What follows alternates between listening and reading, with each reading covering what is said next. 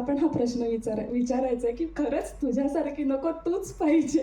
ही निवड तुम्ही कशी काय केली माझी, कशावरनं केली? हो, आणि मला हेही विचारायचं की त्यावेळी नेमका तुम्ही असा चेहरा काय केला होता की तिला एवढी शंका आली की आपलं काही होत नाही ते. हा म्हणजे please Shekhar sir, Sanjay sir तू.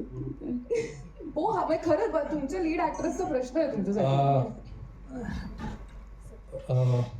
हिचं ऑडिशन जे आम्ही केलं होतं तर ते आम्हाला आवडलं नव्हतं. आणि ज्या प्रकारचा चेहरा किंवा डोळे ज्या प्रकारचे पाहिजे होते तर ते हिचे करेक्ट होते.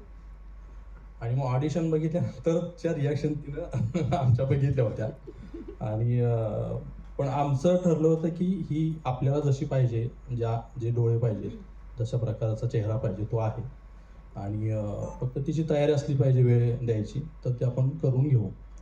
आणि मग तिला ते सांगितलं, म्हणजे आमच्याकडून तर ओके झालं. फक्त तिच्या चेहरा आणि डोळ्यांवरनं बाकी मग वर्कशॉप आणि हे सगळं होऊन आणि मग फायनली तू फायनली. दिसलेली आहेस. सो एकदा जोरदार टाळ्या तुझ्यासाठी हिच्यासाठी वाजूया. आणि तुझं खूप खूप अभिनंदन, कारण असे मोमेंट्स खूप महत्त्वाचे असतात आय थिंक.